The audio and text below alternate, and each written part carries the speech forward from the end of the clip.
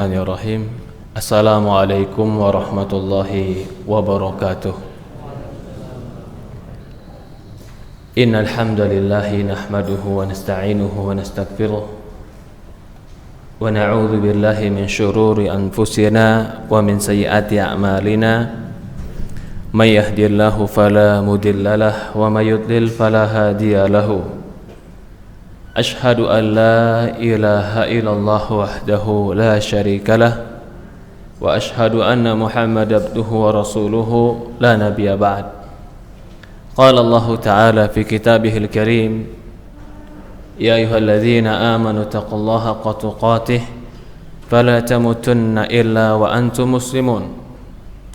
Wa qala Allah subhanahu wa ta'ala, ya ayyuhalladzina amanu taqullaha wa qulu qawlan sadida yuslih lakum a'malakum wa yaghfir lakum dhunubakum wa may yuti'illaha wa rasulahu faqad faza fawzan 'azima. Fa in asdaqal hadithi kitaballah wa khairul hadi nabiyina Muhammadin sallallahu alaihi wa ala alihi wa sahbihi wa sallam. Wa syarrul umuri muhdatsatuha fa inna kulla muhdatsatin bid'ah fa inna kulla bid'atin dhalalah fa inna kulla dhalalatin finnar. A'adzani wa iyyakum minan nar. Alhamdulillah, segala puja dan puji syukur kita panjatkan hanya kepada Allah Subhanahu wa taala Rabbal alamin, serta salawat dan salam kepada baginda Nabi kita Muhammadin sallallahu alaihi wa ala alihi wa sahbihi wasallam, kepada keluarganya, kepada para sahabatnya, juga orang-orang yang mengikuti dan mencintainya ila yaumil qiyamah. Rabbi shrah li sadri wa yassir li amri wahlul 'uqdatam min lisani yafqahu qawli. Ikhwanu fiddin wa akhwatu fillah, bapak-bapak dan ibu-ibu yang dimuliakan dan dirahmati oleh Allah Subhanahu wa taala. Ikhwanu fiddin wa akhwatu fillah, yang semoga Allah Subhanahu wa taala selalu mencurahkan rahmat hidayatnya kepada kita. Alhamdulillah, di hari ini Allah pertemukan kita di masjid ini, yang kita memohon kepada Allah Subhanahu wa taala semoga pertemuan ini diberkahi Allah, dicatat sebagai amal soleh, dan menyebabkan kita diangkat derajatnya di dunia dan di akhirat oleh Allah Subhanahu wa taala. Karena Allah berfirman dalam Quran, yarfa'illahu alladhina amanu minkum walladhina utul ilma darajat. Kata Allah Subhanahu wa taala, Allah akan mengangkat orang-orang yang berilmu di antara kalian. Yarfa'illahu alladhina amanu, orang beriman di antara kalian, dan orang-orang berilmu darajat, beberapa derajat. Orang yang menuntut ilmu agama lalu dia beriman kepada Allah, maka dia akan diangkat derajatnya oleh Allah Subhanahu wa taala di dunia dan di akhiratnya. Di dunia diangkat derajatnya dengan kemuliaan, di akhirat diangkat derajatnya oleh Allah Subhanahu wa taala, dimasukkan ke dalam orang-orang solihin. Mudah-mudahan kita termasuk golongan orang-orang yang solihin. Amin amin ya rabbal alamin. Ikhwanu fiddin, bapak-bapak dan ibu-ibu yang dimuliakan dan dirahmati Allah Subhanahu wa taala. Orang yang berilmu Allah akan angkat derajatnya di dunia dan akhirat, itu pasti. Tidak ada yang mengingkari kepastian itu. Karena seseorang menjadi mulia di dunia atau di akhirat itu karena ilmu. Kita semua dilahirkan dalam keadaan sama. Tidak bisa berbicara, tidak bisa melihat awalnya, bahkan tidak mendengar, tidak bisa berjalan, tidak bisa membuat, tidak punya apa-apa. Bahkan Allah katakan, huwallazi akhrajakum min butuni ummahatikum la ta'lamuna syai'an. Allah yang mengeluarkan kalian dari perut ibu kalian, la ta'lamuna syai'an, yang kalian tadinya enggak tahu apa-apa. Start kita sama, nol. Tapi akhir dari kita berbeda-beda. Imam Bukhari, apakah begitu lahir langsung hafal hadis? Enggak. Imam Syafi'i, apakah begitu lahir langsung baca Quran? Tidak, nol, sama kayak kita nggak bisa baca Quran. Tapi kenapa sampai hari ini mereka menjadi orang-orang yang disebutkan kebaikannya? Karena ilmu. Allah angkat derajat mereka walaupun sudah berlalu 1100 tahun yang lalu, nama mereka tetap baik. Ini yang Allah inginkan, bahwasannya orang yang memiliki ilmu dan mengamalkan ilmunya, Allah akan angkat derajat mereka. Ikhwanu fiddin rahimani rahimakumullah. Adapun di akhirat, orang-orang yang belajar ilmu agama akan Allah angkat.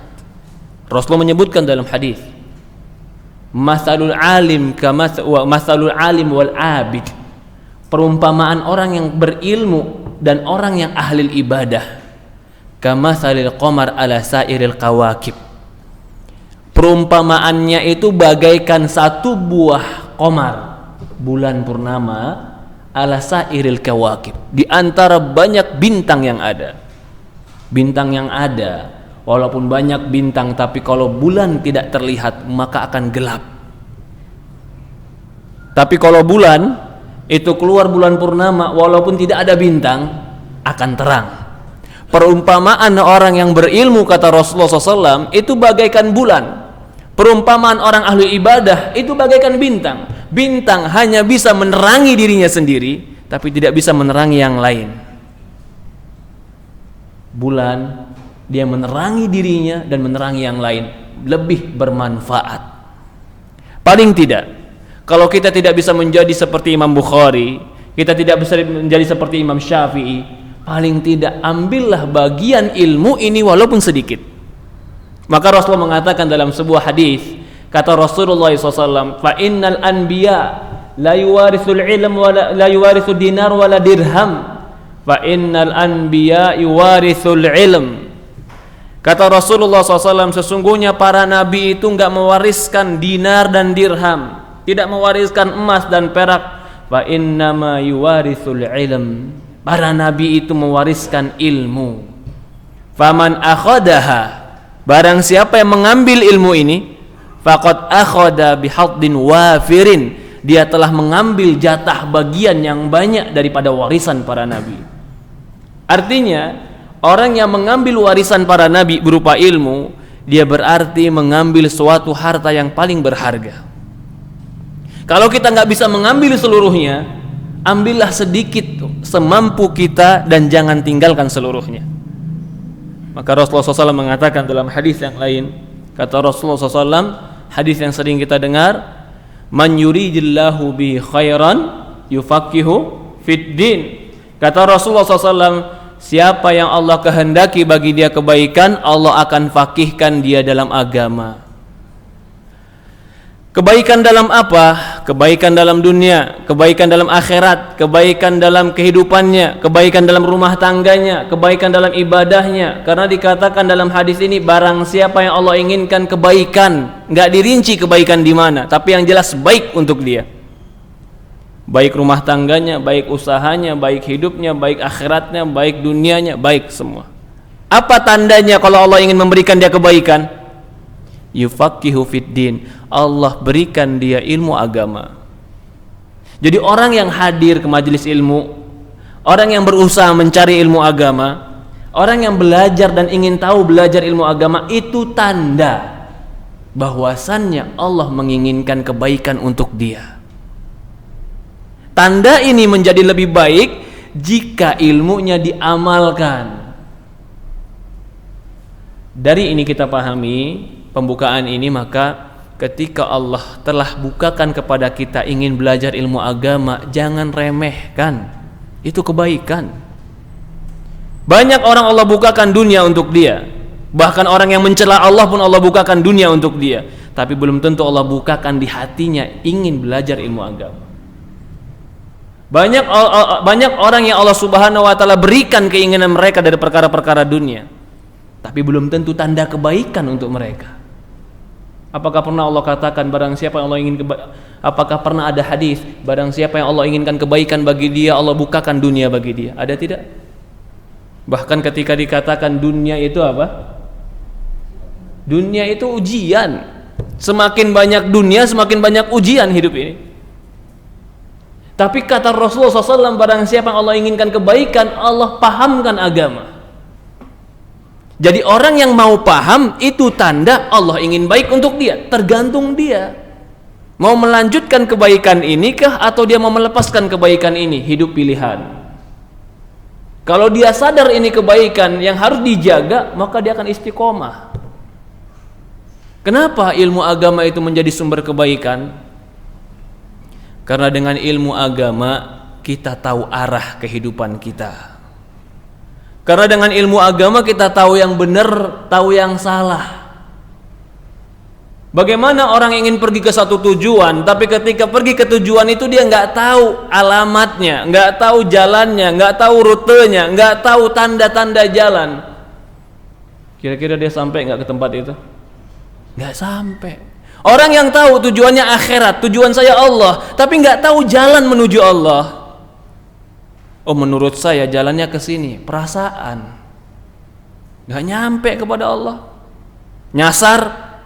Dalam bahasa Indonesia nyasar, dalam bahasa lain kesesat, dalam bahasa Arab tersesat apa?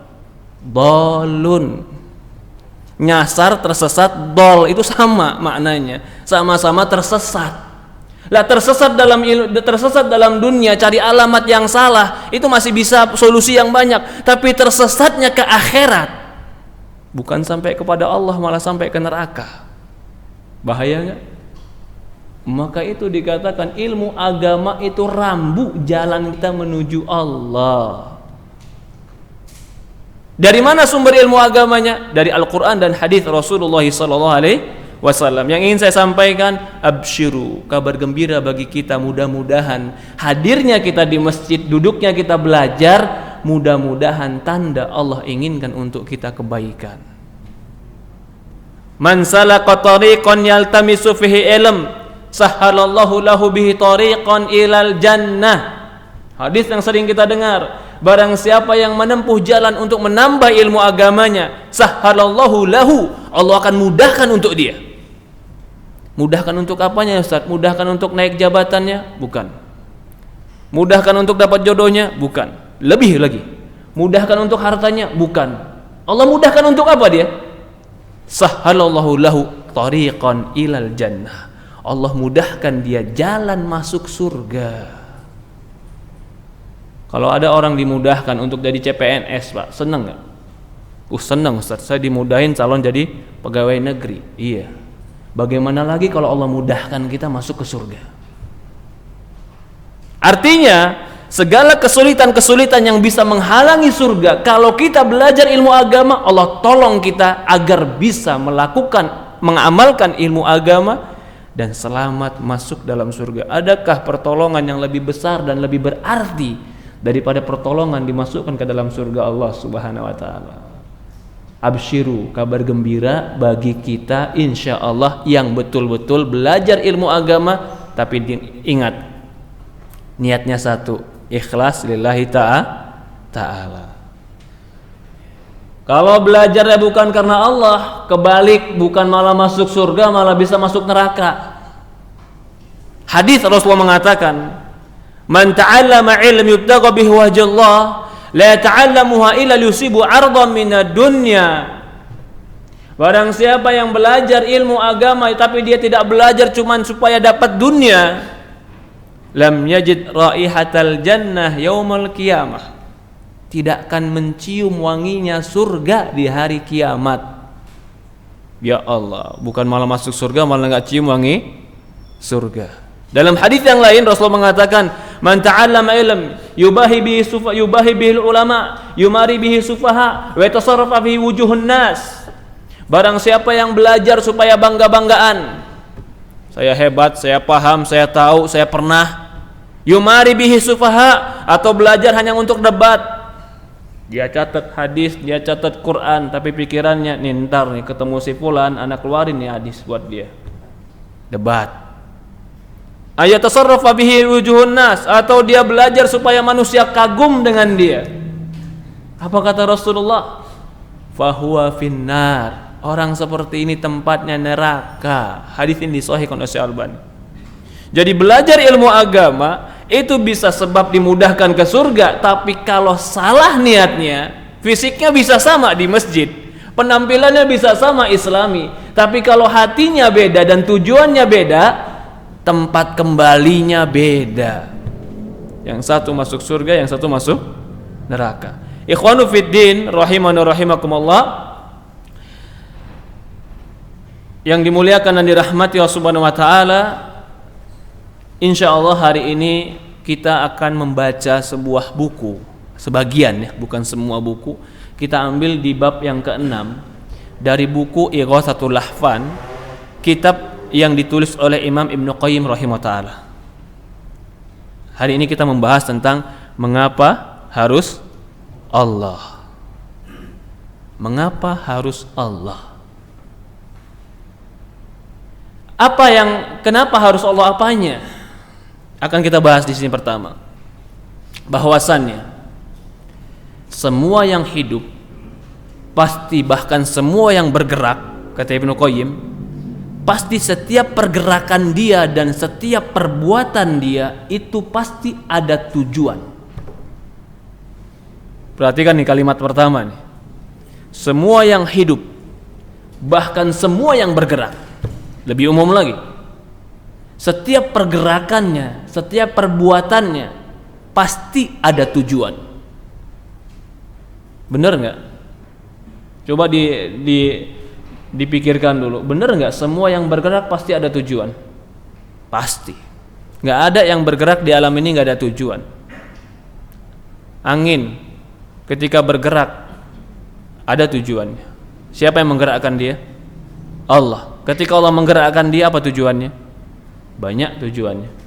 Bisa mengawinkan bunga, ya tidak? Dari mana bunga dengan bunga akhirnya tumbuh buah-buahan? Tiupan angin. Pohon kurma itu nggak bisa berbuah kalau nggak ada angin badai atau angin yang kuat untuk meniup bunga, yang bunga itu akan jatuh kepada pohon-pohon yang lain. Angin. Itu kalau alam. Dalam diri kita pun tidak mungkin ada pergerakan dan perbuatan dalam diri kita kecuali ada tujuan. Kamu garuk tujuannya apa? Hah? Ngilangin gatal, Ustaz. Ada tujuan kan? Kamu makan tujuannya apa? Mau kenyang, Ustaz. Kamu tidur tujuannya apa? Semua ada tujuan. Gak ada hidup gak ada tujuan. Maka dikatakan innamal a'malu binniyat. Sesungguhnya semua amal ada tujuannya. Ini makna salah satunya. Ada yang mengartikan seperti ini. Ada yang mengartikan innamal a'malu binniyat, sesungguhnya amal itu tergantung niat. Ada yang mengartikan seperti itu. Ada yang mengartikan innamal a'malu binniyat, sesungguhnya semua perbuatan pasti ada tujuan. Wa innamal likulli imri'in ma nawa, dan setiap orang akan dibalas sesuai apa tujuannya. Ini penafsiran dan ini hadis yang ini terjemahan yang lebih tepat menurut saya. Gak ada orang berbuat pasti ada tujuan. Kalau kita tarik lagi, tujuan manusia tadi rata-rata kalau dia berbuat, bahkan tujuan makhluk kalau dia berbuat, bahkan kalau kita umumkan lagi, segala perbuatan itu biasanya tujuannya karena dia ingin mendapatkan manfaat dan kebaikan. Umumnya setiap yang digerakkan dan dilakukan manusia biasanya karena ada keinginan yang dia anggap baik di situ. Kalau dia tidak ada keinginan, tidak akan mungkin dia bisa melakukan. Maka di antara perbuatan dan keinginan itu satu paket. Perbuatan dan tujuan dan keinginan ini satu lingkaran yang nggak bisa berlepas. Disebutkan oleh Imam Ibnu Qayyim bahwasannya keinginan manusia itu umumnya adalah mencari ketenangan, mencari kebahagiaan, mencari sesuatu yang menyebabkan kebaikan untuk dia. Ini umumnya perbuatan manusia. Ya tidak? Manusia itu selalu berbuat sesuatu yang dia anggap bisa membahagiakan dia. Manusia itu akan berbuat sesuatu yang dia anggap bisa memberikan maslahat kebaikan untuk dia. Jadi dia melakukan sebuah perbuatan itu dikarenakan dorongan keinginan. Keinginan itu bersumberkan kepada kebahagiaan. Dia pengen bahagia sebenarnya. Ini bahasa Ibnu Qayyim. Saya ringkas seperti ini. Jadi tidak ada orang yang berbuat pasti perbuatannya didorong oleh sebuah keinginan. Keinginan tadi itu dimotori dengan kemauan supaya dia mendapatkan maslahat dalam dirinya. Makan, dia ambil nasinya, dia ambil sambalnya, dia ambil ayamnya, supaya apa? Maslahat buat diri dia lakukan itu. Dia punya keinginan dalam dirinya. Kalau dilihat lagi, ternyata kebanyakan manusia itu menginginkan ketenangan, menginginkan kebahagiaan, menginginkan maslahat buat dirinya. Kalau ini kebanyakan keinginan manusia, maka jawabannya, apakah semua manusia bisa mendapatkan keinginan ini? Bahagia, tenang, dan apakah semua manusia bisa mendapatkan kebaikan untuk dirinya? Tidak. Ada orang yang dia salah persepsi tentang bahagia, sehingga dia mencari bahagia di tempat yang salah, sehingga dia melakukan perbuatan-perbuatan yang dia kira perbuatan ini mengantarkan kepada keinginan dia yang bahagia, padahal perbuatan ini tidak mengantarkan dia kebahagiaan, tapi mengantarkan kepada kerusakan. Kenapa orang melakukan amalan? Karena punya keinginan. Kenapa keinginan tumbuh? Karena ingin bahagia. Ketika dia salah persepsi tentang bahagia, maka akan salahlah perbuatan dia menuju bahagia. Paham? Saya contohkan. Ada orang yang sibuk dari pagi sampai siang, pagi lagi bangun, begitu bangun pikirin kerjaan, pulang rumah juga tidur pikirin kerjaan, siang waktu sholat lewat, waktu asar lewat, waktu zuhur lewat. Kenapa dia mau ngumpulin duit begitu kencengnya sampai kerja habis-habisan, tenaganya diperas? Apa yang dia inginkan? Duit, Ustadz. Duit buat apa? Kalau dia punya duit, dia bisa beli ini, beli itu, fasilitasnya termudahkan. Berarti intinya dia ingin kebahagiaan. Iya tidak? Iya tidak? Intinya itu. Gak ada orang intinya pengen duit, gak ada. Intinya dengan duit dia bisa gampang ngapain aja. Gampang ngapain aja berarti hidupnya bahagia. Itu persepsi dia. Sehingga ketika dia memiliki persepsi pandangan bahwasanya kebahagiaan itu ketika engkau punya duit banyak dan engkau bisa membeli semuanya sehingga hidupmu mudah, dia curahkan waktunya, dia curahkan tenaganya, dia curahkan pikirannya, dia korbankan segalanya untuk ngumpulin duitnya.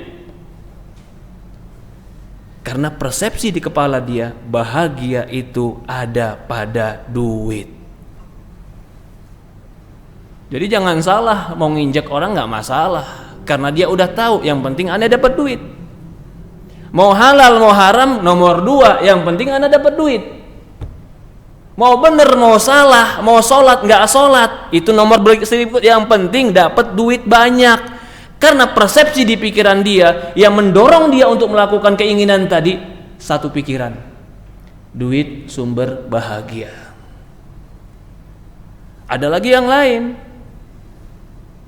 Ini umumnya orang, dia berpersepsi bahwa duit sumber bahagia. Dia nggak peduli harga dirinya jatuh, dia nggak peduli kehormatannya hilang, dia nggak peduli bermusuhan dengan siapapun, yang penting duit dapat. Karena sudah menjadi pemikiran dia, duit sumber bahagia. Ada lagi orang kekuasaan, nggak peduli duitnya habis berapa, nggak peduli dia harus jual apa. Yang penting saya memiliki kehormatan, perkataan saya didengar, orang semua ketemu saya segan. Ini ada orang kayak begini. Dia nggak peduli hartanya habis, nggak peduli. Karena dia anggap kalau dia sudah memiliki kehormatan dan semua orang segan kepada dia, dia akan bahagia. Sehingga dia akan korbankan hartanya, korbankan dirinya, korbankan apapun. Kalau dia jadi korbankan. Yang penting tujuannya sampai.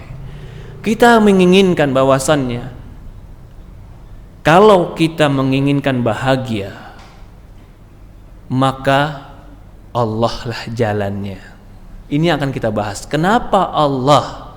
Kenapa mesti Allah?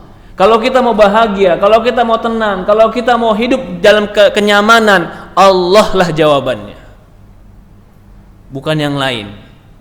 Kalau kita salah persepsi, kita anggap tadi uang yang membahagiakan, kita anggap tadi jabatan yang membahagiakan, kita anggap tadi ketenaran yang membahagiakan, kita anggap berlimpahnya harta yang membahagiakan.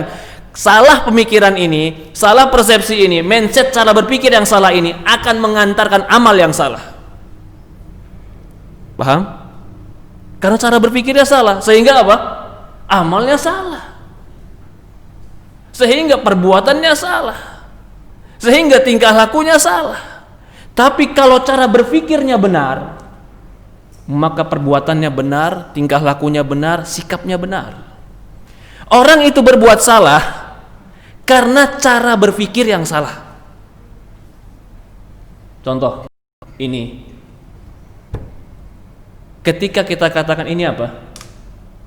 Air, maka kita akan bersikap dengan dia sebagaimana mestinya. Air itu diminum, air itu nikmat, ya. Karena kita melihat dia adalah air. Ketika kita lihat ini adalah bensin, padahal dia air, apa yang kita lakukan? Kita tidak akan meminumnya.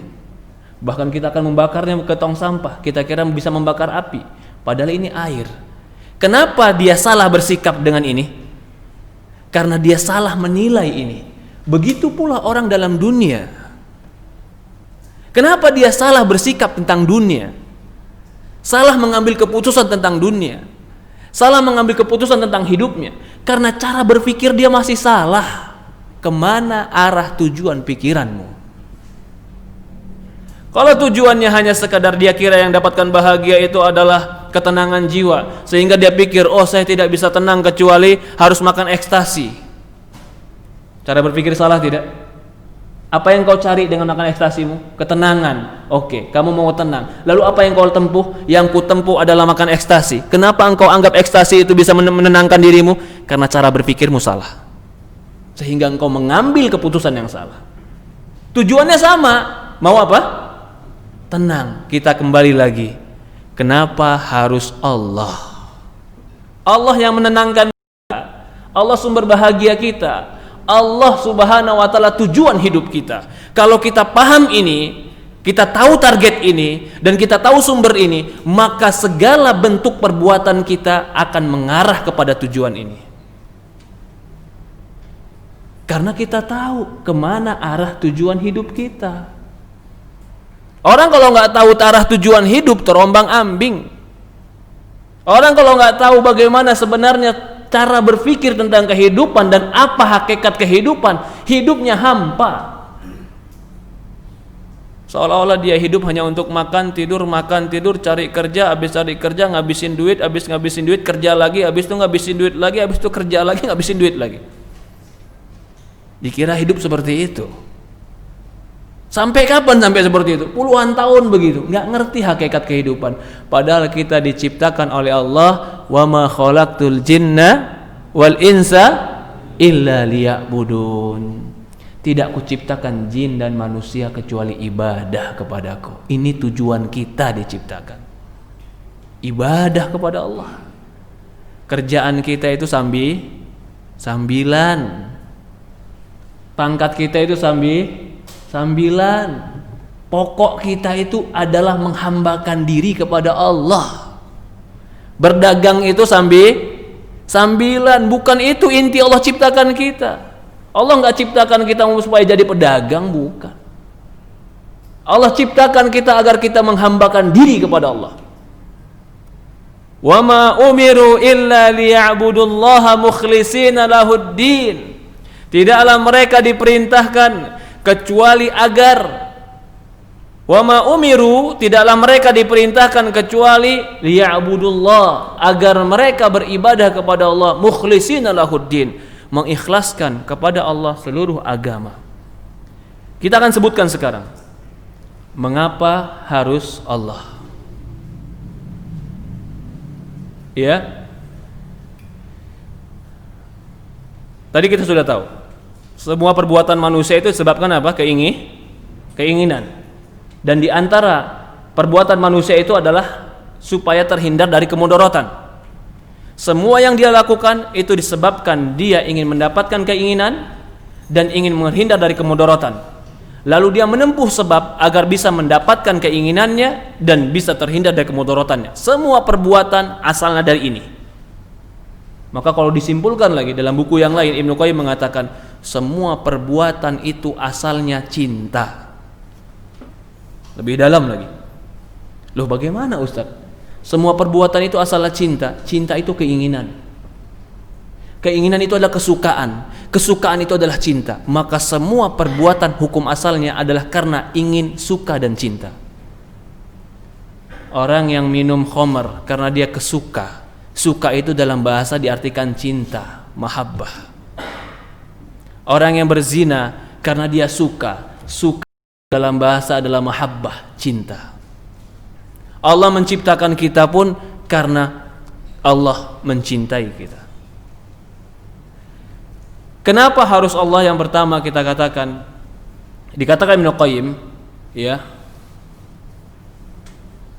An yakuna huwal maqsudu mad'u matlub. Harusnya Allah yang menjadi tujuan kita dan menjadi keinginan kita. Yang kita inginkan wajah Allah. Yang kita harapkan dekat dengan Allah. Yang kita pinta dan kita cari adalah ridho Allah. Karena Dia mu'inu ala husulu dzalik. Karena Allah lah yang akan bisa memberikan kita segala keinginan kita.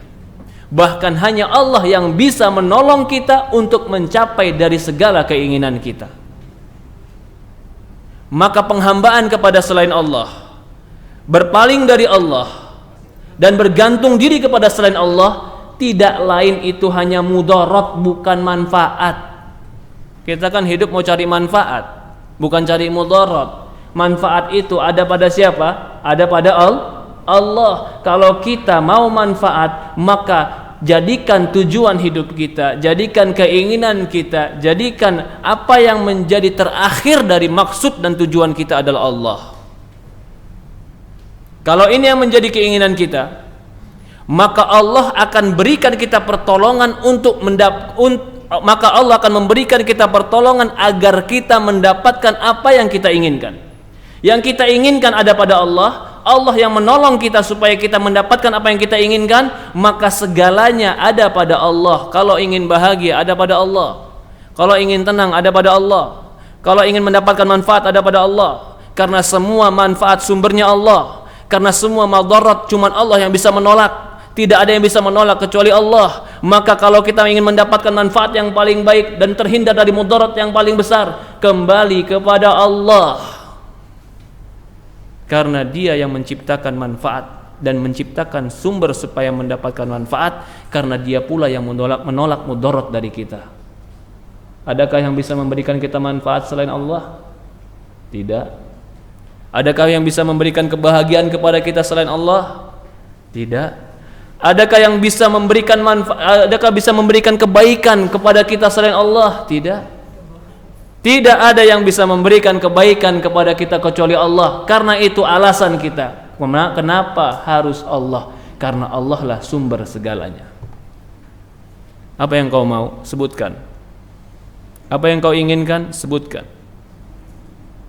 Semua keinginan, semua harapan, semuanya adalah Allah yang punya.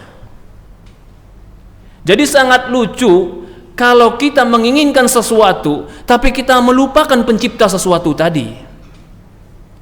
Dan sangat tidak benar kalau kita menginginkan sesuatu, lalu kita melupakan pemilik sesuatu tadi. Kalau kita mau sesuatu itu, apa yang kau mau? Kau mau harta, engkau mau dudukan, engkau mau bahagia, engkau mau ketenangan. Semua itu milik Allah. Maka kalau engkau mau itu, minta kepada pemiliknya. Mendekat kepada pemiliknya. Bukan malah menjauh dari pemiliknya. Kau ingin bahagia, kepemilikan bahagia punya Allah, tapi kau jauh dari Allah. Bagaimana bisa kau bahagia sementara kau menjauh dari Allah yang sumber bahagia, pencipta bahagia, pembagi bahagia? Orang yang menjauh dari Allah bukan malah mendapatkan kebahagiaan, malah mendapatkan kemudaratan. Ini katanya Ibnu Qayyim.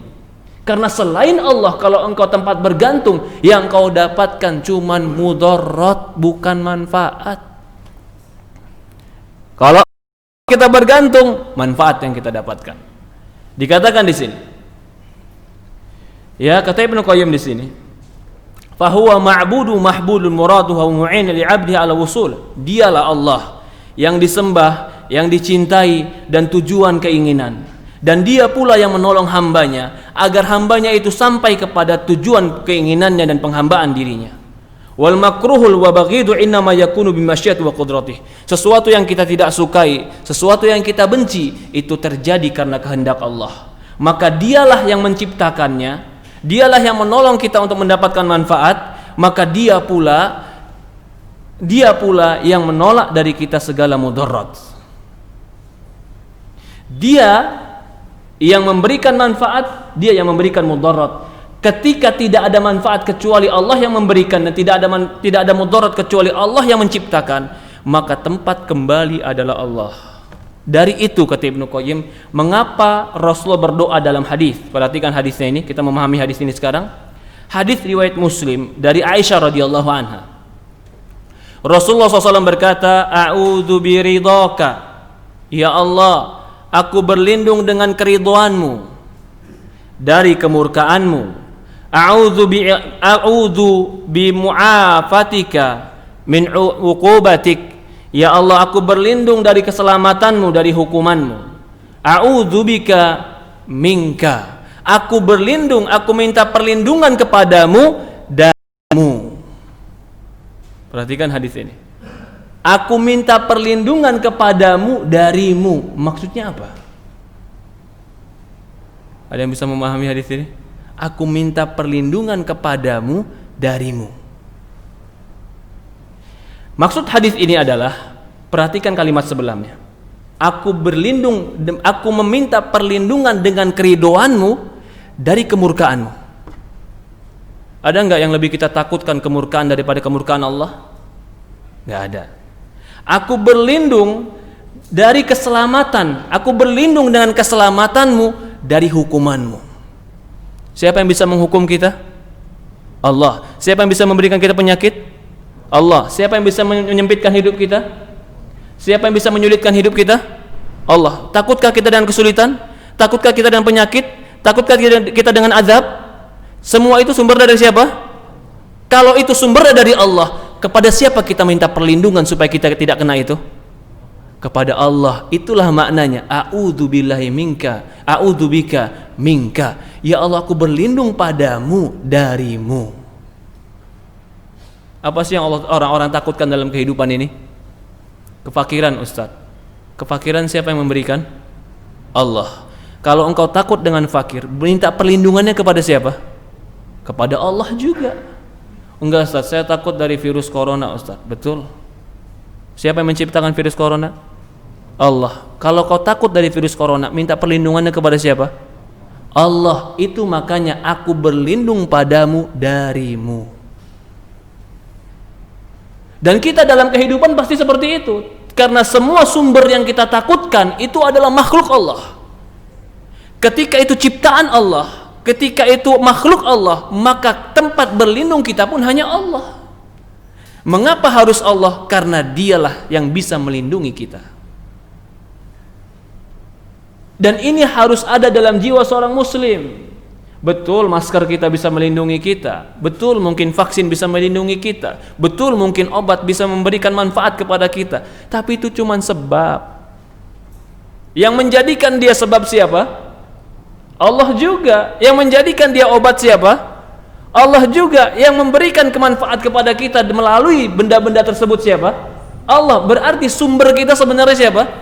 Allah. Sangat lucu kalau kita bergantung kepada benda, yang benda itu cuma sebab, dan melupakan pencipta benda yang dia menciptakan segalanya.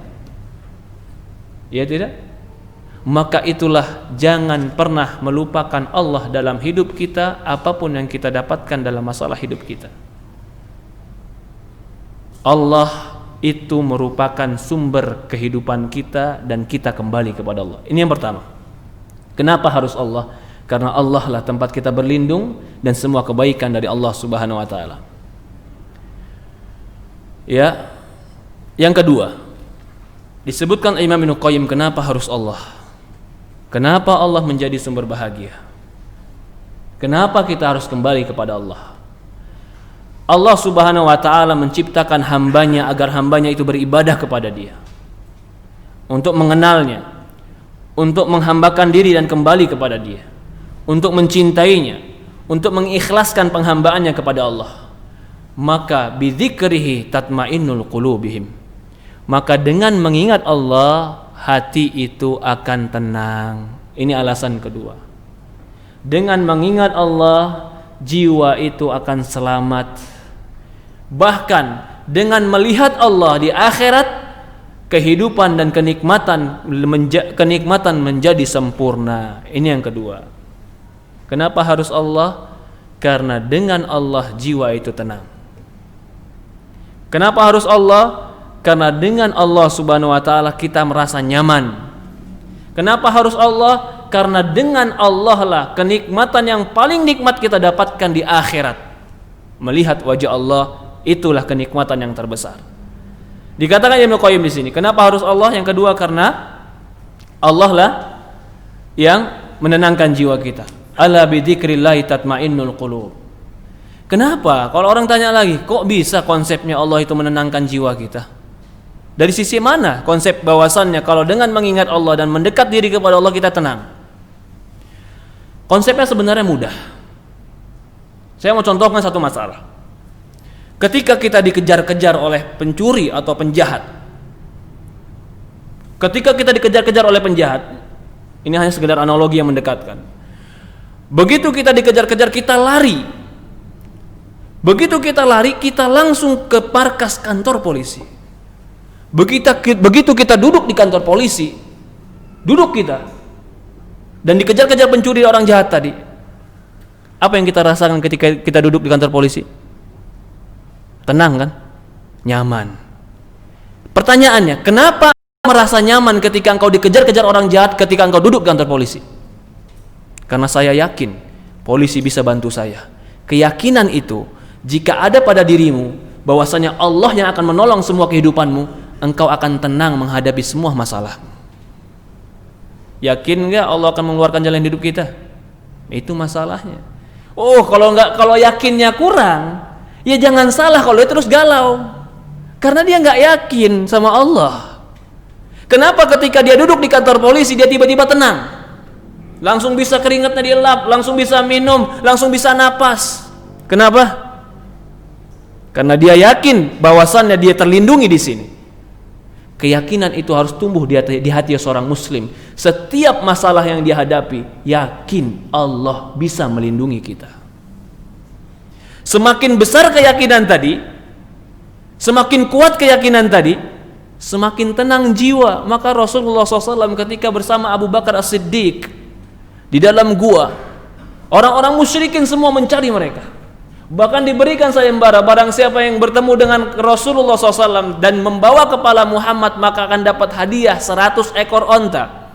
Barang siapa yang membawa kepala Muhammad plus kepala Abu Bakar As-Siddiq maka dapat 200 ekor onta. Ya subhanallah, kalau satu ekor onta 15 juta aja, 100 ekor onta 200 ekor onta, minimal dapat 300 juta. Masya Allah. Ketika dia masuk ke gua berdua, kenapa Rasulullah tenang? Innallah ma'ana, Allah bersama kita. Ini yang dikonsepkan bahwasannya dengan Allah hati itu tenang. Ketika ada ilmu dan yakin Allah akan tolong kita. Kenapa orang tadi, maaf saya mau contohkan, tetap bekerja dalam perkara yang haram, gak berani keluar dari perkara yang haram. Aduh, kalau saya keluar dari sini Ustaz, mau makan apa saya Ustaz? Saya tanya, sebelum kamu kerja di situ kamu makan apa? Makan batu apa makan nasi? Makan nasi juga Ustaz. Berarti sebelum kamu kerja di situ kamu makan. Kenapa sekarang kamu jadi kerdil, jadi takut, jadi lemah? Iman yang pudar. Kalau yakin dia sama Allah, enggak. Saya keluar karena Allah. Saya meninggalkan karena Allah. Saya yakin Allah itu mendengar dan melihat perbuatan saya. Tatma'innal qulub, hatinya tenang, yakin. Sebagaimana Rasulullah SAW tenang di dalam gua. Sebagaimana Abu Bakar As-Siddiq tenang ketika meninggalkan anaknya, meninggalkan istrinya, meninggalkan hartanya, hanya berdua hijrah bersama Rasulullah SAW. Tenang. Kecemasan ada, tapi ketenangan dalam dirinya lebih besar. Karena dia yakin Allah akan menolong. Maka orang yang yakin kepada Allah dalam kehidupannya, dia akan tenang. Kenapa sih cemas dengan masa depan? Apa sebab kecemasan tadi? Kekhawatiran, ketakutan. Orang yang khawatir dan takut karena dia nggak ada tempat berlindung. Tapi kalau orang yang sudah yakin tempat berlindungnya Allah, Allah nggak mungkin menelantarkan makhluknya.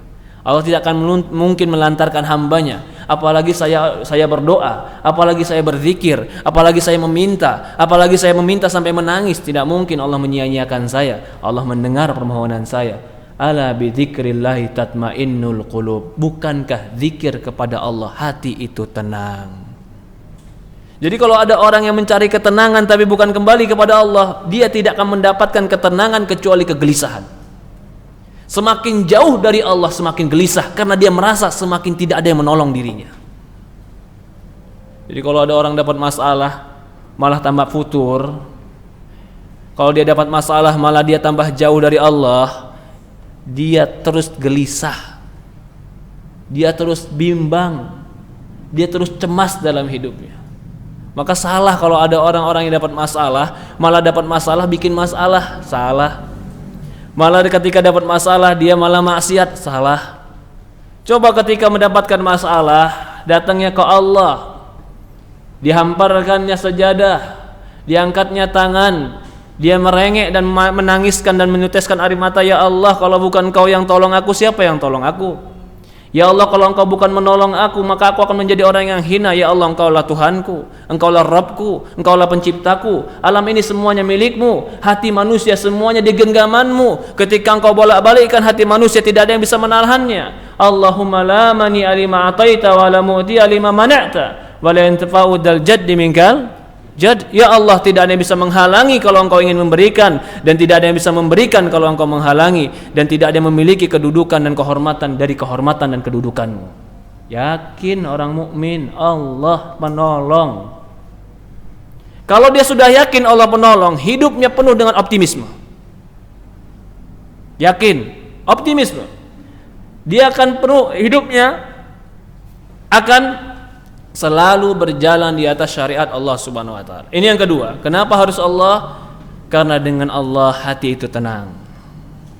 Ala bi dzikrillah tatmainnul qulub. Disebutkan oleh Ibnu Qayyim di sini. Ya, dua faktor ini, yaitu di dunia menjadi tenang hati dengan mengingat Allah, di akhirat dengan senangnya nikmat dengan melihat Allah. Dua faktor ini menyebabkan kita harus kembali kepada Allah. Dan dua faktor ini disebutkan dalam sebuah hadis. Yang hadis itu Rasulullah SAW berdoa, Allahumma bi'ilmikal ghaib wa qudratika 'alal khaliq ahyini ma'alimtal hayatan khairun li wa tawaffani idza kanatil wafatu khairun li. Ya Allah, dengan ilmumu yang ghaib dan kemampuanmu terhadap makhlukmu, maka hidupkan aku jika Engkau tahu kehidupan itu baik bagiku. Wa tawaffani idza kanat wafatun khairun li. Ya Allah, wafatkan aku jika wafat itu baik untukku. As'aluka khasyataka fi ghaibi wasyahadah. Aku memohon takut kepadamu. Perhatikan ini, aku memohon rasa takut kepadamu fil ghaibi wasyahadah. Baik itu ketika gaib atau ketika syahadah. As'aluka kalimatul haq fil ghadabi waridha. Aku memohon kepadamu ucapan yang hak walaupun aku dalam keadaan marah dan ridha. As'alukal qasdu fil faqr. Aku memohon kepadamu kecukupan ketika fakir, wal gina, dan ketika kaya. As'aluka na'iman la yanfud. Aku memohon kepadamu kenikmatan yang tidak akan pernah sirna. As'aluka qurrata aini la tanqati. Aku memohon kepadamu hiburan yang tidak akan pernah terputus. As'aluka ridha ba'da qada. Aku memohon kepadamu keridhaan setelah keputusanmu. As'aluka baradal 'aishi ba'dal maut. Aku memohon kehidupan yang dingin setelah kematian. As'aluka ladzatan nazar ila wajhik. Aku memohon kelezatan melihat wajahmu. As'aluka syuqa ila liqa'ik. Aku memohon kerinduan untuk bertemu denganmu.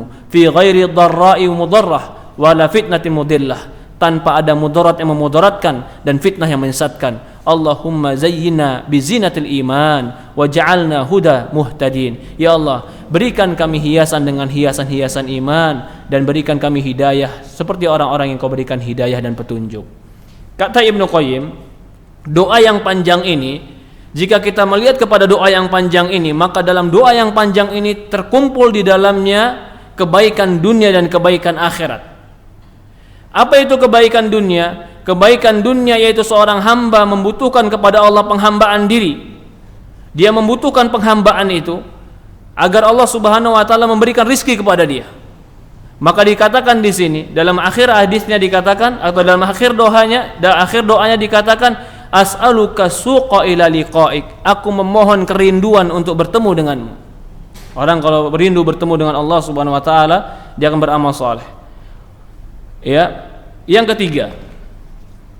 ketiga, kenapa harus Allah? Yang kedua tadi kenapa?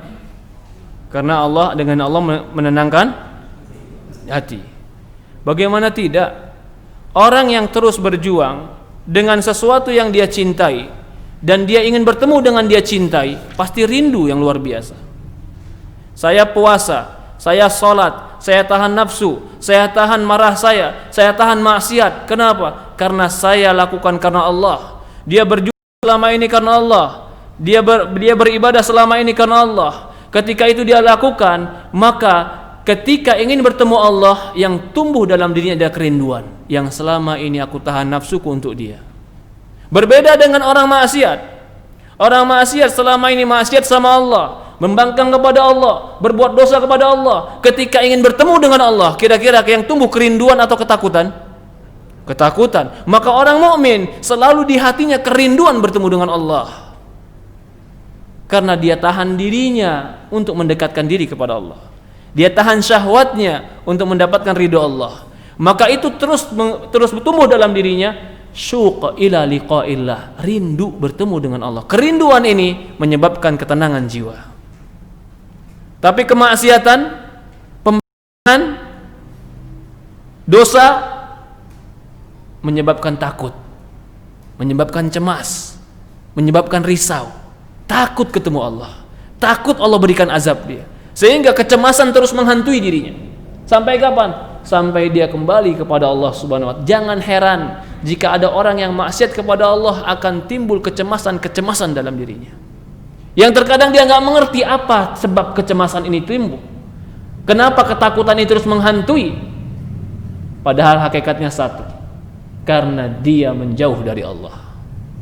Yang ketiga, kenapa harus Allah? Annal faqr abdi ila an ya'budallah subhanahu wa ta'ala la syarika lah bi syai'an laisa lahu nadir. Al faqr, kebutuhan hamba agar menghambakan diri kepada Allah dan tidak menyekutukan Allah, itu kebutuhan yang sangat pokok yang tidak ada tandingannya daripada yang lain. Kebutuhan hamba, al-faqr, faqr itu kebutuhan, sangat butuh itu faqr. Maka kata Ibnu Qayyim, annal faqrul abdi, sesungguhnya kebutuhan seorang hamba agar dia beribadah kepada Allah dan menjauhkan kesyirikan, itu kebutuhan yang sangat dia butuhkan dan tidak ada tandingannya. Gak ada tandingan kita, segala yang kita butuhkan sebagaimana kita membutuhkan Allah dalam ibadah kita. Bahkan kata Ibnu Qayyim, walakin yushbihu min ba'dil wujuh hajatul jasad fil ghada. Tapi mungkin mirip, tapi enggak sama. Dengan apa? Dengan kebutuhan badan dengan makan. Wasyarab wan nafs yuqasu biha walakin bainahuma furuqu katsirah. Sebagaimana jasad ini butuh makan, sebagaimana jasad ini butuh minum, hampir miriplah bahwasannya kita sangat butuh Allah melebihi makan dan minum kita. Kenapa seperti itu? Dia akan sebutkan jelas. Walakin bainahuma furuq, akan tetapi di antara kedua ini ada kemiripan tapi ada perbedaan. Mirip betul, kita butuh makan. Bisa nggak kita hidup kalau nggak pakai makan? Bisa nggak kita hidup kalau nggak pakai minum? Bisa nggak kita hidup kalau tanpa oksigen? Nggak bisa. Butuh kita. Itu namanya kebutuhan kita kepada itu, namanya fakir. Maka fakir secara bahasa itu sangat butuh. Dan kita dalam kehidupan kita, jasad kita sangat butuh dengan makan dan minum. Kita fakir. Maka Allah mengatakan antumul fuqara. Ya Yuhannas antumul fuqara. Sekaya apapun kita tetap fakir. Karena kita butuh makan. Ada nggak orang kaya yang nggak butuh makan? Nggak ada. Mungkin orang kaya malah kebutuhannya lebih banyak dari kita. Kita, ya, mungkin butuh makan, butuh minum, selesai. Ada sebagian orang kaya, ya mudah-mudahan kita diselamatkan dari itu, bukan butuh makan, butuh minum lagi. Butuh makan, butuh minum, oksigen juga butuh, darah juga dicuci butuh, cuci darah juga butuh. Kebutuhannya tambah banyak. Semakin banyak yang dia butuhkan dalam kehidupannya, secara bahasa semakin fakir dia. Karena fakir artinya apa? Kebutuhan. Semakin sedikit yang dia butuhkan dalam kehidupan, semakin sedikit keinginan dia, semakin kaya dia. Maka Rasulullah mengatakan, laisa gina an kathratil ard. Bukan orang yang kaya itu orang yang bergelimang harta, walakina gina nafs. Akan tetapi orang yang kaya itu yang hatinya cukup. Dipahami? Sekarang contoh. Saya mau contohkan. Ada orang gak punya duit di kantongnya, hanya cuma 50.000. Kalau dia makan, apa aja dia bisa makan. Dia bisa makan sambal, makan sayur, makan daging, pala kambing juga dimakan. Berarti dengan uang segitu nggak ada kebutuhan dia kecuali apa saja bisa dimakan. Ada orang punya uang lebih banyak, tapi dia nggak bisa makan sayur, nggak bisa makan kepala kambing, yang dia bisa makan cuman satu jenis. Di antara dua orang ini, mana yang lebih butuh? Yang satu tidak terlalu butuh, apa juga dia bisa. Yang satu dia terbatas keterbutuhannya. Maka secara bahasa, kita bicara secara bahasa, maka yang kedua ini dikatakan fakir. Karena kebutuhannya lebih terbatas. Dari inilah Rasulullah mengatakan bukan orang kaya itu orang yang bergelimang harta. Karena bisa jadi ketika dia bergelimang harta, kebutuhannya tambah banyak. Semakin banyak kebutuhan dan ketergantungan kepada selain Allah, semakin fakirlah secara bahasa. Tapi semakin dia tidak banyak bergantung kecuali hanya kepada Allah, jalan gak bergantung dengan tongkat, bernapas gak bergantung dengan oksigen, darah gak bergantung dengan alat yang dicuci, berarti semakin gina dia, semakin cukup hidupnya. Kita katakan ini poin yang ketiga. Apa yang kita butuhkan dalam hidup kita? Yang kita butuhkan dalam hidup kita itu fakir. Kita sangat membutuhkan Allah lebih daripada makan dan minum kita. Ini alasan ketiga kenapa harus Allah. Kenapa seperti itu? Fa inna haqiqatul abdu qalbuhu wa ruhu wa la salaha lahu illa bi ilahihil haq alladzi la ilaha illahu wa la yatma'anna illa bi dzikrihi wa la yaskunu ila ma'rifati wajhi wa huwa kadih ila kadhan laqi fala budda lahu min liqa'i wa la salaha lahu wa la bi tauhid wa mahabbati wa ibadati wa khaufi wa raja' walau hasala lahu min adzati was-sururi bighairi ma sala fala yadumu lahu dzalik. Perhatikan, kenapa kita butuh Allah? Lebih daripada butuh dan makan. Makan dan minum kita butuhkan, tapi Allah lebih kita butuhkan. Kenapa? Karena seorang hamba pada hakikatnya, hatinya, ruhnya, dia butuh kebaikan buat dirinya. Dan kebaikan ruh dan dirinya ini tidak ada kecuali hanya kepada yang menciptakan dirinya. Dia adalah Allah yang tidak mungkin diibadahi kecuali Dia. Tidak mungkin dia mendapatkan ketenangan, tidak akan mungkin dia mendapatkan sakinah kecuali dia dengan menghadap kepada Allah. Maka dia akan berusaha menghadap kepada Allah, dan tidak mungkin dia bisa menghindar bertemu dengan Allah. Tidak ada kebaikan bagi dirinya kecuali mentauhidkan Allah, mencintai Allah, menghambakan kepada Allah, takut kepada Allah, dan berharap kepada Allah. Walau seandainya semua nikmat dan semua kelezatan itu dia dapatkan, maka kelezatan-kelezatan selain Allah itu hanya kelezatan sementara yang akan dia dapatkan. Sementara kelezatan bertemu dengan Allah, kelezatan menghambakan diri kepada Allah, kelezatan kembali kepada Allah, itu kelezatan yang tidak akan pernah sirna. Lezat makan, iya. Butuh makan, iya. Dia akan sirna lagi. Tapi kembali kepada Allah, menghamba kepada Allah, tidak akan pernah sirna penghambaan ini. Kelezatan ini tidak akan pernah sirna.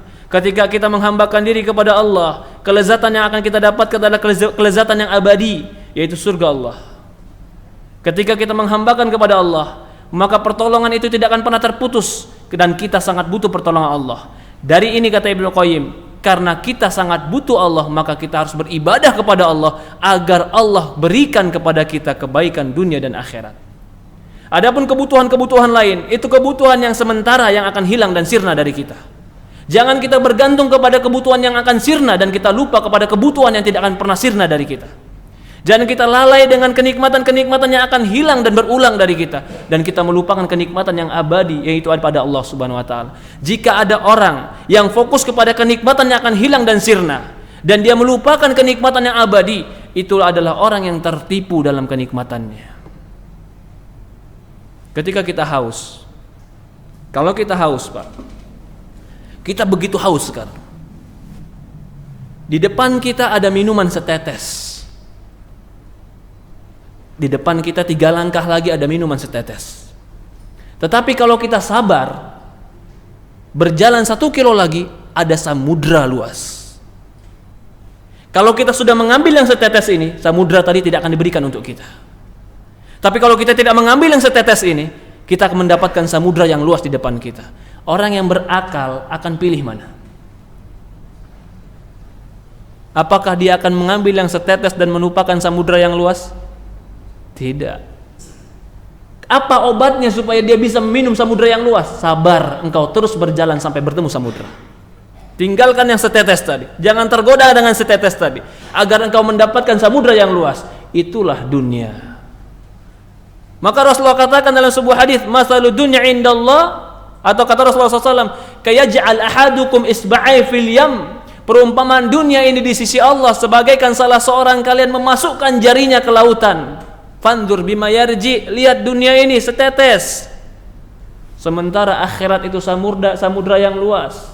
Orang yang ambil setetes dunia untuk meninggalkan samudra itu adalah orang yang bodoh. Betul tidak? Sepakat tidak? Sepakat. Maka orang yang berani mengambil yang haram di dunia dan dia lupakan ancaman akhirat, dia berani mengambil kenikmatan dunia walaupun Allah murkai, dia berani menikmati dunia walaupun dia melupakan Allah, dia mengambil setetes dan meninggalkan samudra yang luas. Walaupun yang dia dapatkan di dunia ini harta yang banyak, seperti Firaun, dia dapatkan harta yang banyak, tetap dikatakan setetes dibanding dengan akhirat. Orang yang akan bertemu dengan samudra tadi akan sabar. Kapan kesabaran itu tumbuh? Pertanyaan berikut lagi. Ketika dia yakin di balik gunung ini ada samudra. Ketika dia nggak yakin ada samudra, dia lihat cuma ada air setetes tadi dan samudra belum terlihat, dia akan minum setetes tadi. Karena dia nggak yakin di balik gunung ini ada samudra. Seorang muslim itu yakin setelah kehidupan itu ada kematian, setelah kematian itu ada surga dan neraka. Dan keyakinan ini semakin besar, semakin kuat kesabaran dia untuk tidak minum yang setetes. Keyakinan tadi bisa tumbuh dari mana? Dia belum lihat samudranya, dia belum lihat, dia belum merasakan samudranya, tapi dia yakin. Dari mana timbul yakin tadi? Berita, ilmu, Quran dan hadis. Dari inilah dikatakan ilmu itu sumber iman, iman itu sumber sabar. Orang yang berilmu, beriman dan bersabar selamat dalam hidupnya. Tapi dia nggak punya ilmu, ragu dia, bener nggak ya? Kira-kira nanti ada samudra di depan ini. Karena sekarang belum dia lihat. Bener nggak ya? Jangan-jangan ketika saya lewati minuman yang setetes ini saya nggak dapat apa-apa di depan. Saya nggak dapat minuman ini, nggak dapat yang lain. Kenapa dia ragu? Karena nggak ada ilmu dan keyakinan dirinya. Ketika ada orang yang berteriak kepada dia, jangan kau ragu, aku sudah lihat di depanku samudra. Ada yang mengabarkan kepada dia, jangan kau ragu dan jangan kau minum, aku sudah melihat samudra itu. Ketika itu dia boleh ragu atau tidak? Nggak boleh. Rasulullah sudah mengabarkan kepada kita. Rasul sudah mengabarkan kepada kita bahwasanya dia sudah melihat surga, dia sudah melihat neraka. Rasul mengabarkan bahwasanya ada akhirat. Dia sudah melihatnya dan Allah perlihatkan untuk kita dan dia kabarkan kepada kita. Masihkah kita ragu dengan kabar Rasulullah SAW? Kalau kita masih ragu juga, apakah ini dikatakan beriman? Iman itu adalah keyakinan. Keyakinan itu dibarengi dengan akidah dan pembenaran. Maka orang yang beriman kepada Allah akan timbul rasa sabar dalam dirinya sampai dia bertemu dengan Allah Subhanahu wa taala. Yang ketiga kita katakan tadi apa? Kenapa harus Allah? Karena Allah sumber kebutuhan kita. Kebutuhan yang lain itu hanya kebutuhan yang datang dan pergi dan tidak akan abadi.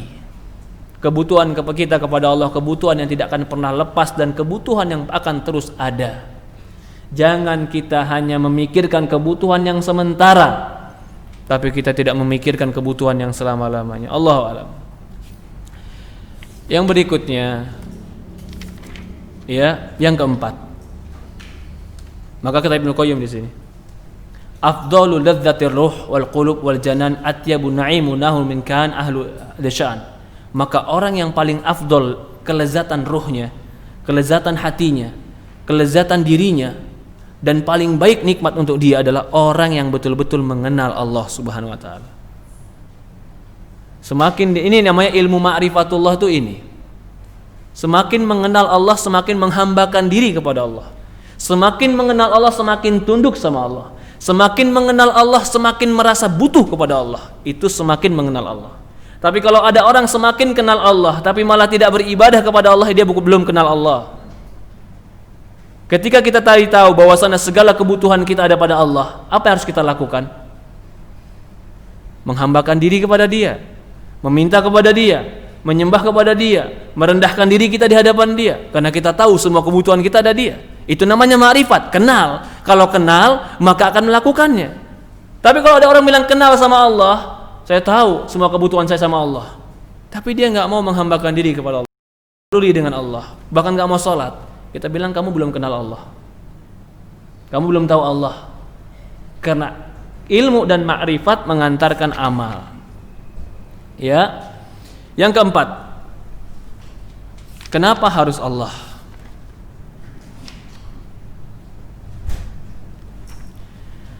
Kenapa harus Allah?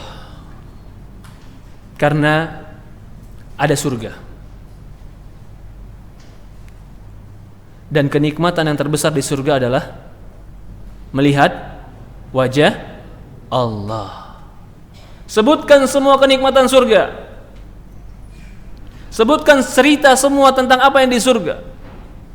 Bahkan Allah katakan di surga, walakum fiha ma tashtahi anfusukum walakum fiha ma tad'un nuzulan min ghafurur rahim. Kata Allah Subhanahu wa taala, bagi kalian di surga apapun yang kalian inginkan dan apapun yang terbetik dalam hati kalian. Masya Allah. Belum minta, kebetik, kemikir aja langsung ada.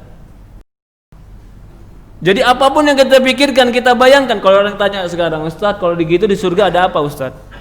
Jawaban saya, di surga ada apa? Semua yang kau bisa kau pikirkan dan kau bayangkan ada di surga. Bayangkan apa sekarang? Semuanya ada. Senikmat-nikmatnya semua yang bisa kau bayangkan, pikirkan. Itu ada di surga. Tapi ternyata di antara semua nikmat surga yang paling nikmat adalah melihat wajah Allah. Maka senikmat apapun yang pernah kita bayangkan tentang kenikmatan tidak akan bisa setara dengan melihat wajah Allah. Kalau begitu, kalau engkau ingin nikmat, kalau engkau ingin manfaat, kalau engkau ingin kebaikan yang tertinggi dan ternikmat adalah melihat wajah Allah. Inilah alasan kenapa harus Allah. Karena melihat Dia itu kenikmatan yang terbesar. Bagaimana mau melihat Allah kalau dia bermaksiat kepada Allah? Bagaimana melihat Allah kalau dia membantah dan membangkang kepada Allah? Bagaimana dia bisa melihat Allah kalau Allah Subhanahu wa taala tidak pernah diperdulikan perintah dan larangannya? Tidak akan mungkin dia bisa melihat Allah. Kata Allah Subhanahu wa taala, yauma idzin an rabbihim yauma idzin lamahjubun. An rabbihim yauma idzin lamahjubun. Mereka orang-orang kafir itu nanti di hari kiamat tidak akan bisa melihat Allah. Kata Imam Syafi'i, ayat ini menunjukkan ketika Allah mengancam orang-orang kafir tidak bisa melihat Allah, kebalikannya berarti di situ ada janji orang-orang beriman akan melihat Allah. Dan kata Rasulullah SAW, nikmat yang paling tinggi, idza dakhala ahlul jannah janna nada mudadi ahlul jannah innalakum indallahi mau'idan yuridu an yunjizakum. Ketika penghuni surga masuk surga, maka dipanggil, wahai penghuni surga, sesungguhnya Allah telah memiliki janji yang akan ditunaikan bagi kalian. Qalu mahu, apa janji lagi nih? Nikmat udah banyak nih. Ketika penghuni surga mendapatkan semua nikmat, dia tanya, nikmat apa lagi? Semua kami sudah dapat. Ya ahlul jannah, kata ahlul jannah, bukankah wajah kami telah diputihkan? Artinya, bukankah telah diberatkan timbangan kami? Bukankah kami telah dimasukkan surga? Bukankah kami telah diselamatkan neraka? Nikmat apa lagi? Kami sudah dapatkan nikmat. Perhatikan ini. Di surga sampai tidak ada keinginan dan nikmat yang lain, karena dia sudah merasakan semua nikmat. Ketika dikatakan lagi ada nikmat buat kalian, dia bingung, nikmat apa lagi yang lebih besar? Maka dikatakan fayuksaful hijab fayanzuru ilaihi. Maka ketika itu dibukalah hijab, penghuni surga melihat Allah. Itulah dikatakan nikmat yang terbesar. Maka dikatakan di Quran, kata Allah ketika Allah menceritakan orang-orang penghuni surga, waladaina mazid. Apa yang mereka minta di surga, waladaina mazid, dan kami tambah nikmatnya. Apa tambahan nikmatnya? Melihat wajah Allah. Kalau kita mau nikmat, nikmat yang terbesar adalah melihat wajah Allah. Kalau kita ingin bisa melihat wajah Allah, maka kembali kepada Allah. Nikmat apapun gak bakal bisa ditukar dengan melihat wajah Allah. Apakah pantas sebagian orang saya contohkan. Apakah pantas sebagian orang mau menukar melihat wajah Allah? Dia rela gak melihat Allah hanya sekedar dia bisa berzina dengan seorang wanita. Pantaskah? Kemana akal dia? Senikmat apa engkau bisa melakukan itu dengan wanita yang kau inginkan? Pantaskah kenikmatan yang sedikit ini, bahkan mungkin jadi mudarat bagi dirimu, kau tukar dengan kenikmatan yang paling besar dan paling abadi? Kemana akal? Pantaskah kenikmatan uang yang cuma 1 juta, 2 juta rupiah dengan cara yang haram, tapi kita tidak bisa melihat wajah Allah? Pantaskah cuma dengan tiket 2 juta rupiah kita melupakan Allah? Tidak pantas. Mana yang lebih nikmat? Gak bisa ditukar, gak bisa dibayangkan. Ini sebabnya, ini alasannya kenapa harus Allah yang kita dahulukan. Dalam kehidupan pun seperti itu. Kenapa harus Allah kita depankan? Karena kenikmatan apapun yang kita lakukan dan kita inginkan tidak sebanding dengan apa yang ada pada Allah Subhanahu wa taala. Itu mengapa kita harus Allah yang kita dahulukan. Satu lagi, terakhir. Yang berikutnya, yang keberapa sekarang? Yang kelima. Kenapa harus Allah?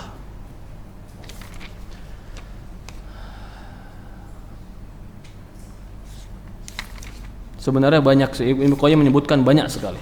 Ada sekitar 10. Kenapa harus Allah tempat kembali kita? Yang keenam atau yang kelima,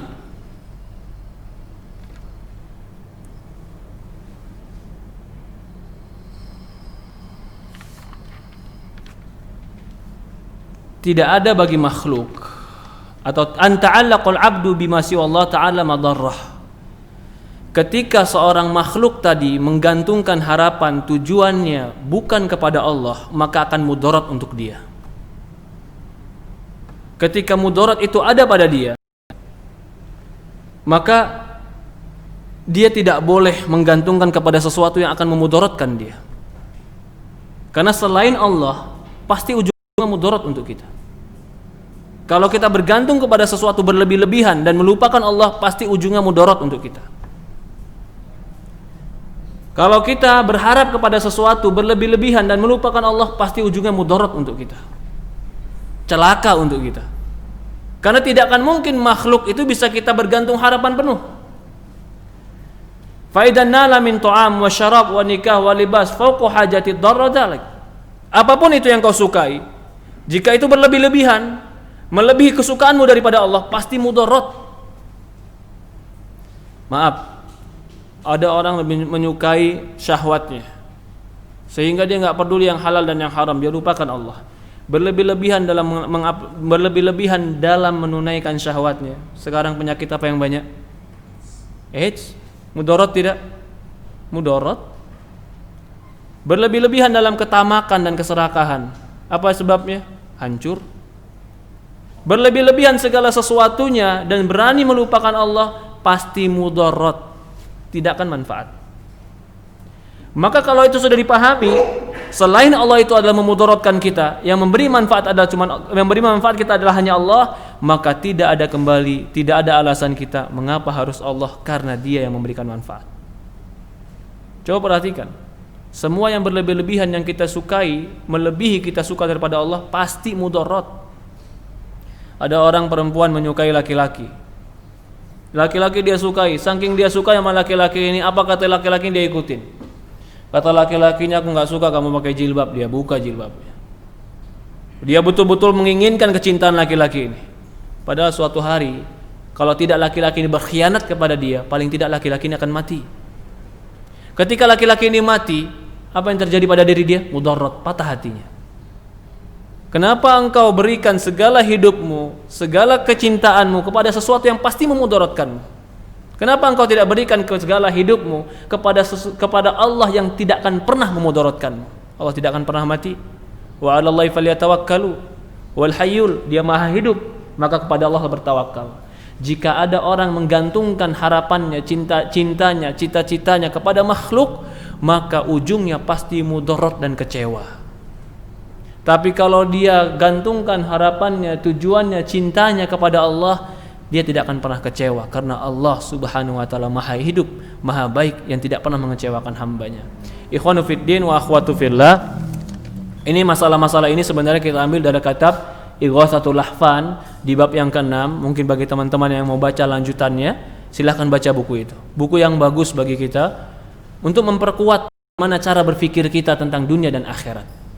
Karena kalau cara berpikir kita baik, akan baik amal kita. Itulah Rasulullah mengatakan, fa inna fil jasadi mudghah, sesungguhnya dalam diri itu ada segumpal darah. Idza saluhat jasadu kullu, jika segumpal darah ini baik, maka akan baik seluruh badan. Idza fasadat jasadu kullu, jika segumpal darah ini jelek, maka jeleklah seluruh amalan. Ala huwa ya qalb, itulah hati, cara berpikir dan tempat berpikir kita. Ya Allah alam, insyaallah bagi teman-teman yang ingin melanjutkannya bisa dibaca dalam buku itu, Ighatsatul Lahfan di bab yang ke-6. Di sini ada beberapa pertanyaan.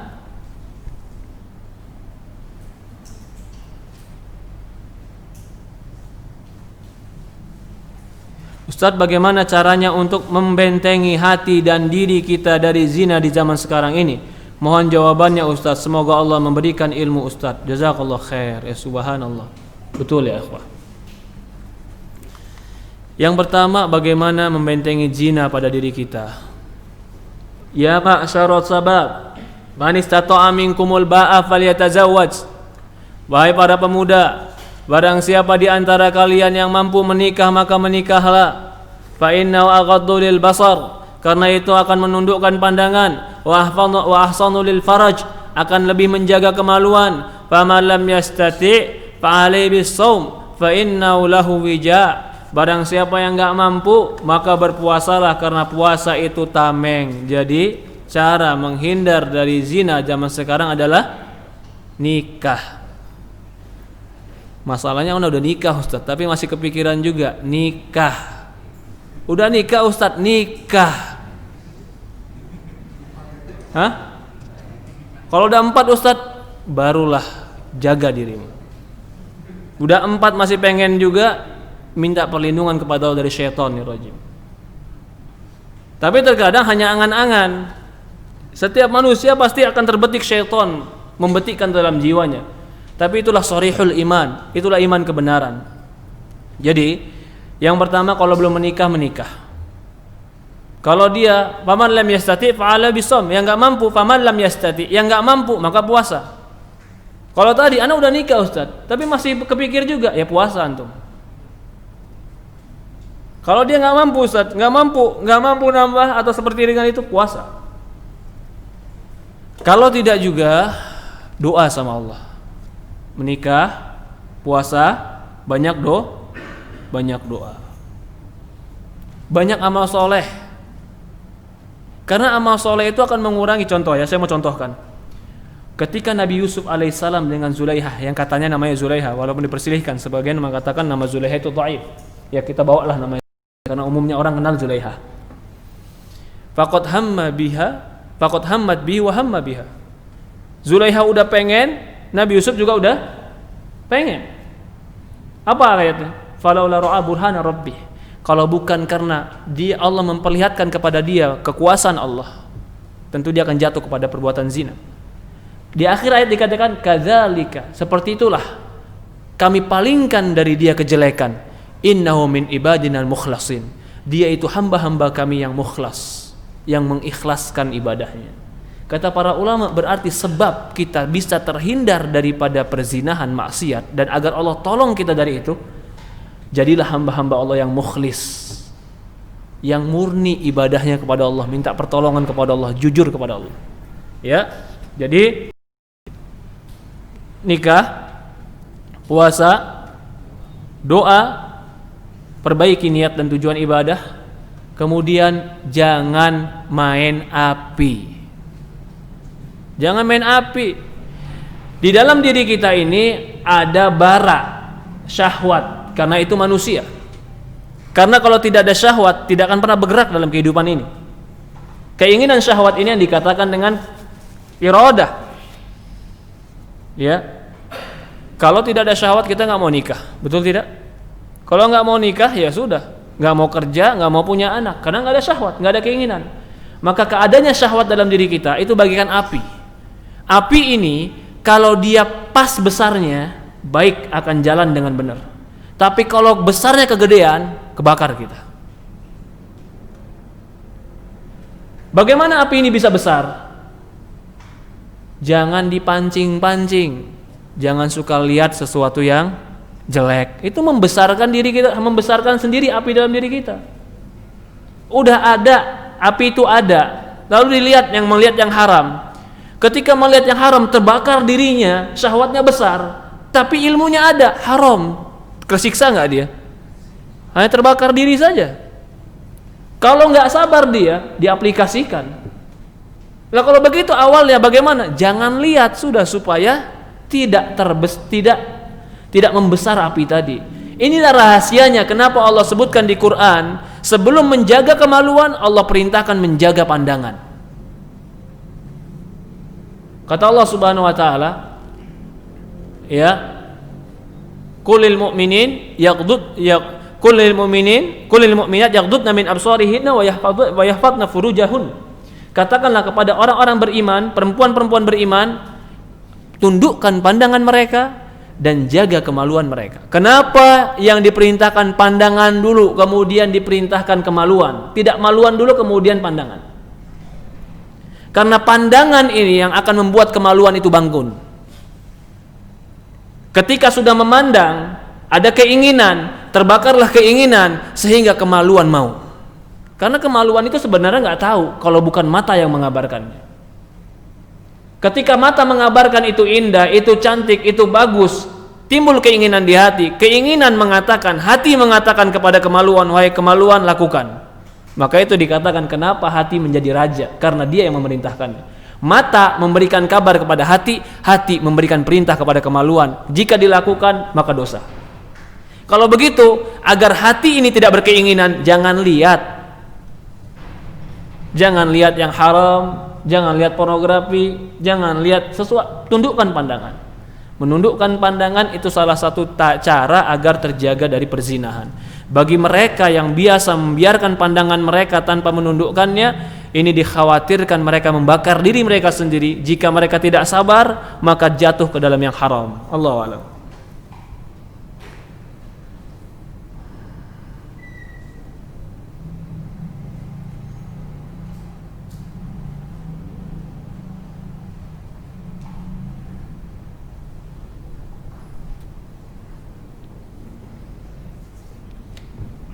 Apakah termasuk menjaga kehormatan seorang muslim ketika dia keluar dari kerjaan yang mana bosnya zalim, sering mencari kesalahan karyawan, suka menghitung-hitung waktu sholat karyawannya, sehingga kadang karyawan tidak khusyuk dalam sholatnya? Jazakallah khair. Ya tentu kalau kita bekerja cari yang paling aman. Tapi kalau kita masih bisa sholat, ya sebelum ada kerjaan yang lain sabar. Masih selama itu kerjaan halal, kita bisa sholat. Ya kalau kita dijodohkan dengan bos yang jelek akhlaknya, mohon kepada Allah Subhanahu wa taala agar diberikan yang terbaik.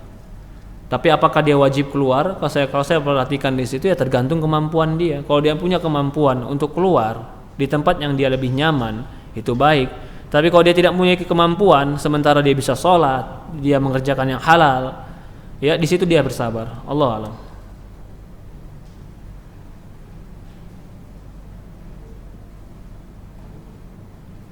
Assalamualaikum Ustaz.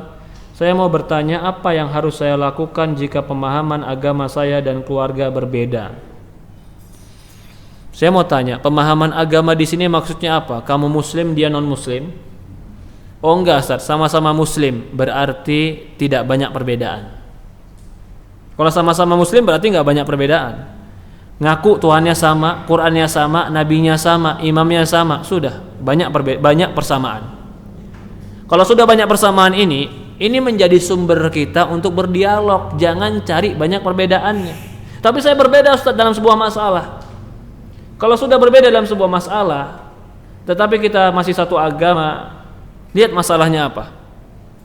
Kalau masalah-masalah prinsipil, kita cuma bisa mengabarkan, kasih tahu. Tidak mau ikut, Allah mengatakan lasta alaihim bimusaitir.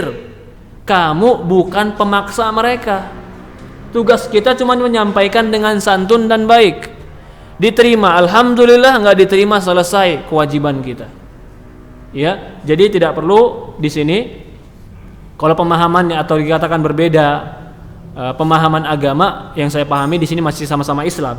Tapi kalau sudah berbeda agama, maka di situ lebih baik memisahkan. Berkenal cuma sekedar kenal, tapi tidak hidup bareng. Karena sulit kita hidup bareng dengan orang yang berbeda agama dengan kita.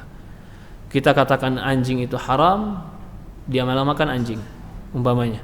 Kita katakan anjing itu najis, dia masukkan anjing ke rumah. Lebih baik seperti ini kita memisahkan diri dari tinggal bersamanya. Allahu a'lam.